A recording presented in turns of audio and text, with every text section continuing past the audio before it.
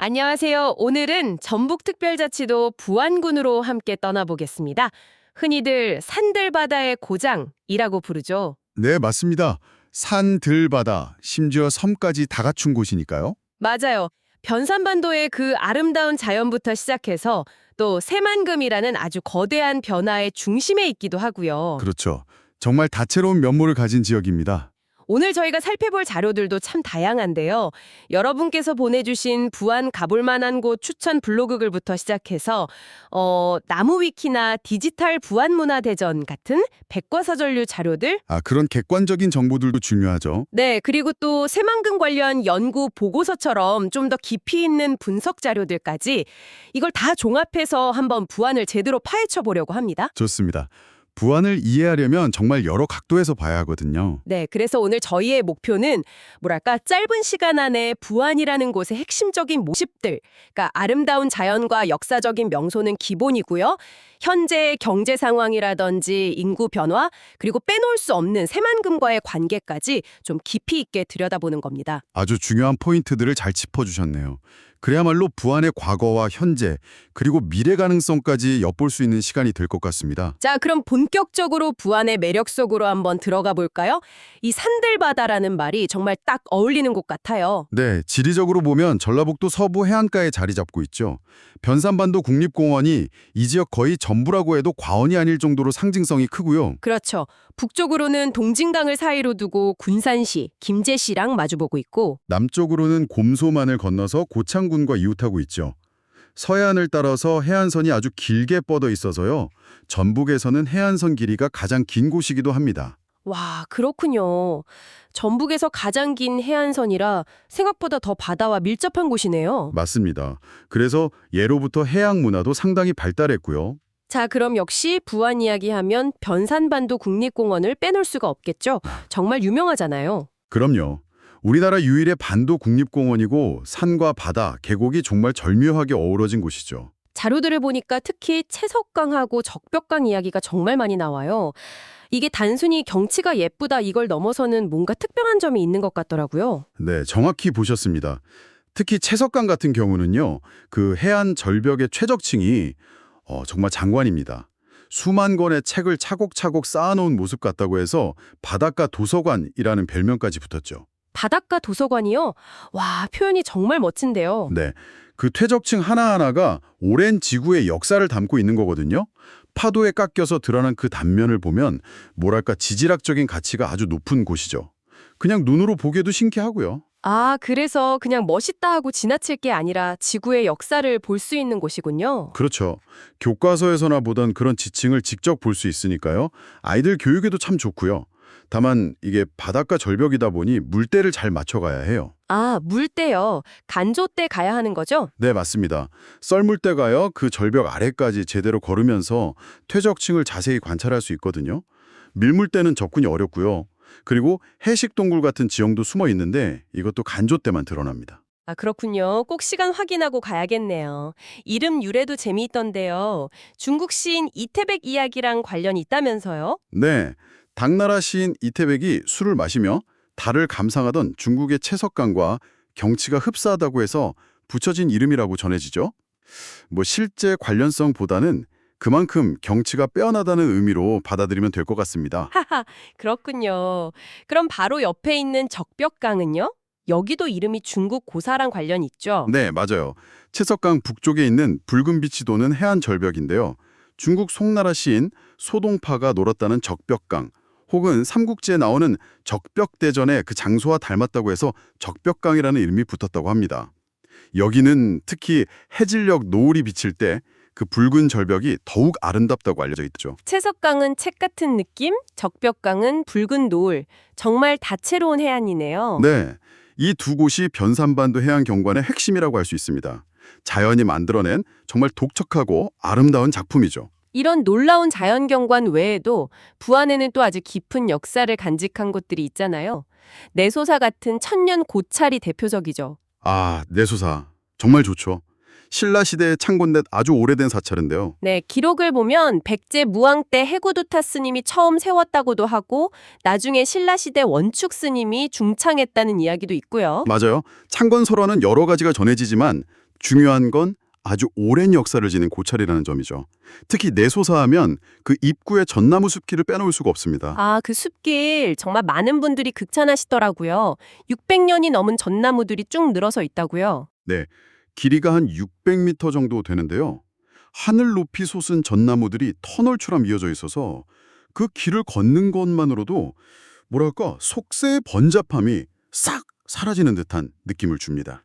야, 600년이라니 정말 시감의 무게가 느껴질 것 같아요. 그렇죠. 단순히 그냥 예쁜 산책로가 아니에요. 방문객들 후기를 보면 정말 일상에서 벗어나서 잠시 시간의 흐름을 잊게 만드는 그런 깊은 평온함을 주는 공간이라고들 하죠. 마음이 차분해지고 정화되는 경험을 할 수 있습니다.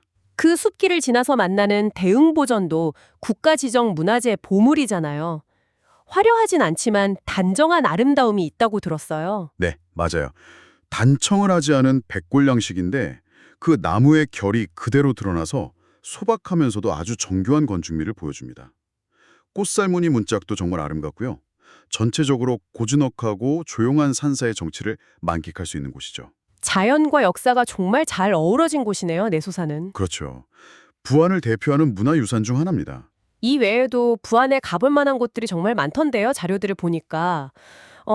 부안 영상 테마파크도 있고요. 사극 촬영지로 유명하죠? 네, 왕의 남자 같은 유명한 영화나 드라마들이 거기서 많이 촬영됐죠. 조선시대 궁궐이나 마을을 재현해놔서 둘러보는 재미가 있습니다. 그리고 변산해수욕장. 여기도 역사가 꽤 오래된 곳이라고요. 그럼요. 일제강점기부터 개발된 우리나라에서 가장 오래된 해수욕장 중 하나입니다. 백사총송이라고 해서 하얀 백사장과 푸른 소나무 숲이 어우러진 풍경이 아주 유명했죠. 지금도 여름이면 많은 사람들이 찾고요.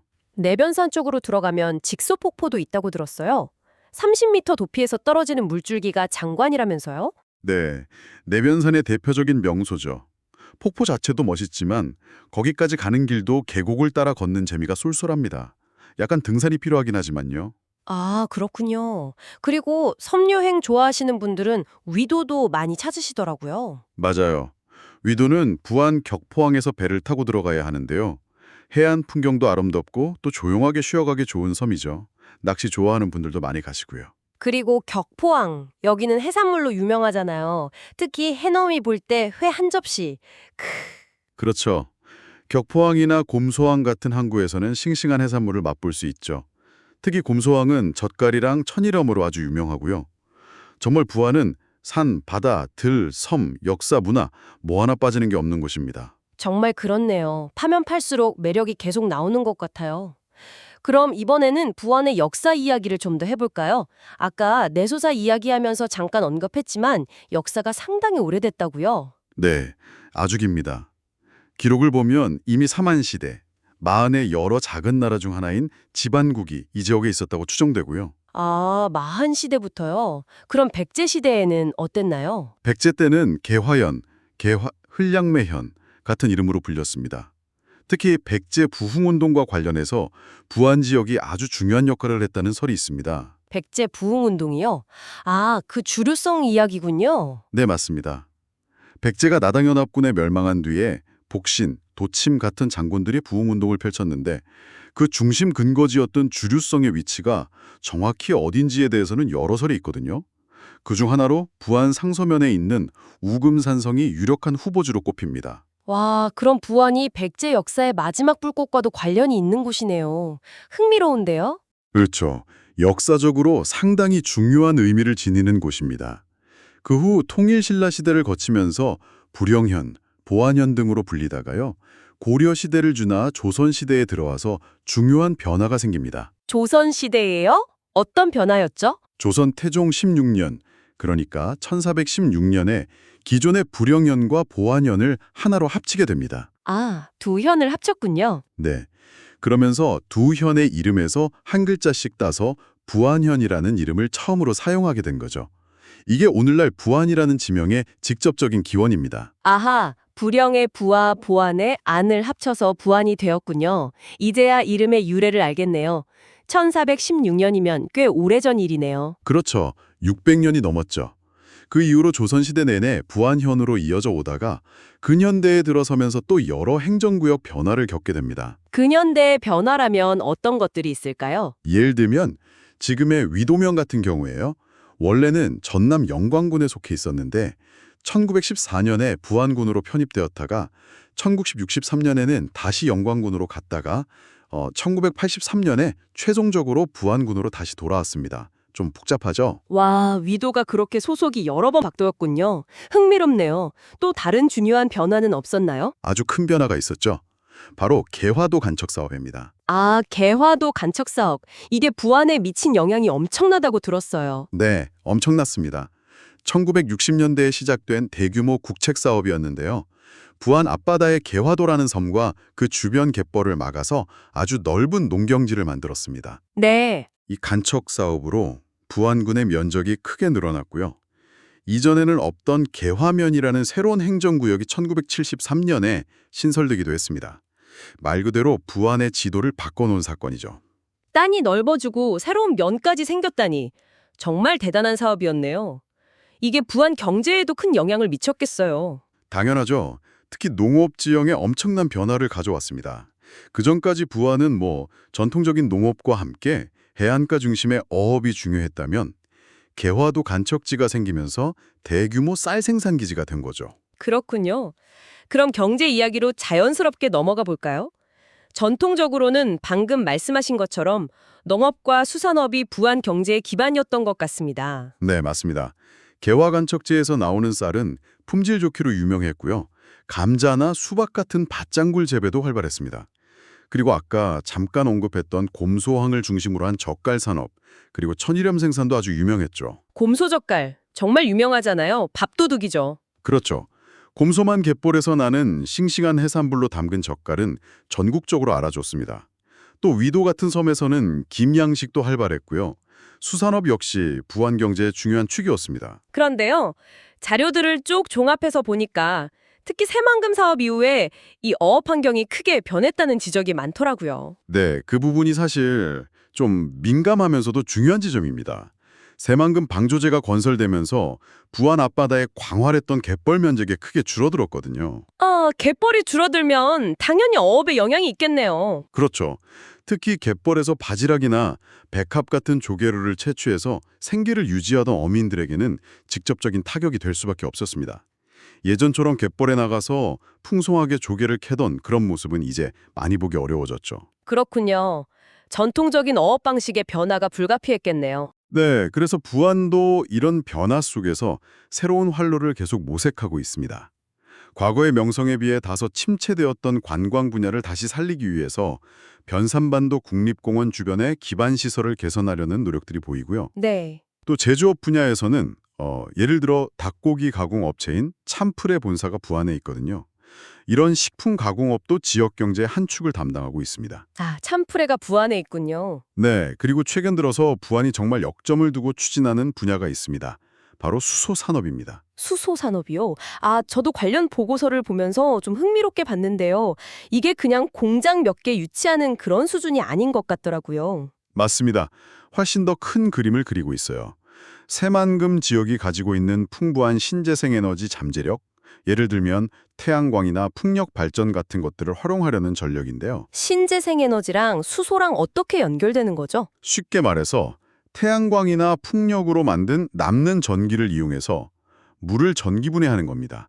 그럼 거기서 이산화탄소 배출 없이 깨끗한 그린 수소를 생산할 수 있거든요. 아, 물을 분해해서 수소를 만든다고요. 친환경적인 방식이네요. 네, 그렇죠. 그래서 부안은 이렇게 생산된 그린 수소를 저장하고 또 활용하는 기술을 연구하고 실증하는 단지를 만들려고 하고 있습니다. 나아가서는 대규모 생산 거점까지 구축하려는 아주 구체적인 청사진을 가지고 있어요. 와, 그럼 부안이 미래 에너지 산업의 중심지가 될 수도 있겠는데요? 네, 그런 목표를 가지고 있는 거죠.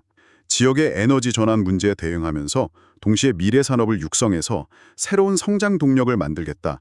뭐랄까, 두 마리 토끼를 잡으려는 시도라고 볼 수 있습니다. 이게 성공한다면 부안 경제에 정말 큰 활력이 될 수 있겠죠. 때 속에서도 부안이 직면한 아주 심각한 현실이 또 있더라고요. 바로 인구 문제입니다. 네, 그게 참 안타까운 부분이죠. 자료를 보니까 정말 충격적이었는데요. 1960년대에는 부안 인구가 17만 명이 넘었다면서요? 네, 그랬습니다. 베이비붐 세대라가 맞물려서 그때가 정점이었죠. 그런데 지금은 5만 명도 채 안 된다고요? 네, 2024년 기준으로 4만 9천 명대까지 떨어졌습니다. 정말 급격하게 감소한 거죠. 와, 17만에서 5만 아래로 반의 반토막도 더 난 거네요. 이건 정말 보통 문제가 아닌데요. 그렇죠. 이건 뭐 부안만의 문제는 아니고 우리나라 많은 농어촌 지역이 공통적으로 겪고 있는 현상이긴 합니다만 이촌 향도 현상으로 젊은 사람들이 계속 도시로 빠져나가고 남아있는 주민들은 점점 고령화되는 거죠. 고령화 문제도 심각하겠네요. 네, 노인 인구 비율이 상당히 높습니다. 그러다 보니 학령 인구, 그러니까 학교에 다닐 아이들 수도 급격히 줄어들고 있고요. 이건 단순히 인구 숫자가 줄어드는 걸 넘어서는 문제입니다. 그렇죠. 지역 공동체의 활력 자체가 떨어질 수밖에 없겠네요.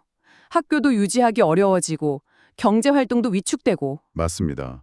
모든 면에 영향을 미치죠. 이런 인구 감소와 고령화 문제는 부안이 앞으로 해결해야 할 가장 큰 숙제 중 하나라고 할 수 있습니다. 앞서 이야기한 새만금 사업 역시 부안에게는 기회인 동시에 또 다른 도전 과제를 안겨주고 있는 것 같아요. 네, 양면성이 있죠. 분명 새만금 개발로 인해서 아주 광활한 부지가 생겼고 이걸 농업이나 산업용지로 활용해서 지역 경제 발전을 이끌 수 있다는 기대감이 큽니다. 실제로 수소산업 같은 새로운 계획들도 이 새만금 부지를 기반으로 하고 있고요. 또 새만금 간척지를 둘러싸고 인접한 군산시나 김제시와 행정구역 관할권을 놓고 갈등이 계속되고 있기도 합니다. 이것도 풀어야 할 숙제죠. 아, 그 행정구역 갈등 문제도 있었군요. 정말 복잡한 상황이네요. 네, 그래서 새만금은 부안에게 정말 큰 기회이면서 동시에 잘 관리하고 풀어가야 할 여러 과제들을 안겨준 뭐랄까 애증의 존재라고 할 수도 있겠습니다. 그렇군요. 들어보니 정말 부안은 변산반도라는 천혜의 자연과 또 깊은 역사를 품고 있으면서도 동시에 인구 구조 변화라든지 새만금 개발이라는 정말 거대한 파도를 넘으면서 미래를 모색하고 있는 아주 역동적인 공간이라는 생각이 듭니다. 네, 맞습니다. 과거의 유산과 현재의 도전, 그리고 미래의 가능성이 공존하는 곳이죠. 자, 오늘 저희가 이렇게 다양한 자료들을 통해 부안의 여러 모습을 깊이 있게 들여다봤는데요. 결국 이 모든 이야기가 우리 그리고 여러분께 무엇을 말해주고 있는 걸까요? 우리가 여기서 어떤 점을 주목해야 할까요? 저는 부안의 사례가 오늘날 대한민국 농어촌 지역이 공통적으로 겪고 있는 도전과 기회를 아주 압축적으로 보여준다고 생각합니다. 아, 농어촌 지역의 현실을 보여주는 거울 같다는 말씀이시군요. 네, 인구 감소와 고령화라는 어려운 현실 속에서 어떻게 하면 지역이 가진 고유한 자원, 예를 들어 부안의 경우에는 변산반도라는 빼어난 자연환경이나 역사문화 자원을 잘 활용할 수 있을까? 네. 그리고 동시에 수소 산업 같은 새로운 성장 동력을 어떻게 성공적으로 발굴하고 안착시킬 수 있을까? 이런 고민들이죠. 이건 비단 부안만의 이야기가 아니라 우리 사회 전체가 함께 고민해야 할 과제라고 생각합니다. 단순한 한 지역의 소개를 넘어서는 의미가 있는 거죠. 그러네요. 부안의 이야기가 곧 우리 모두의 이야기일 수도 있겠다는 생각이 듭니다. 맞습니다. 오늘 저희가 함께 살펴본 부안. 견산반도라는 정말 아름다운 자연 유산을 잘 보존하면서 동시에 새만금 개발이나 수소산업 육성 같은 새로운 가능성들을 어떻게 조화롭게 만들어갈 수 있을지 앞으로가 더 궁금해지는데요. 그렇죠. 그 균형점을 찾는 것이 부안의 미래를 결정짓는 중요한 열쇠가 될 겁니다. 어쩌면 이 질문, 그러니까 천혜의 자연 보존과 대규모 개발 사이에서 어떻게 균형을 잡고 나아갈 것인가 하는 이 여정 자체가 앞으로 부안이 그려나가야 할 미래의 모습 그 자체가 아닐까 하는 생각도 듭니다. 산들바다의 고장이라는 부안의 정체성은 과연 앞으로 어떻게 진화하게 될까요? 여러분은 어떻게 생각하시나요? 이 질문을 던지면서 오늘 이야기는 여기서 마무리할까 합니다.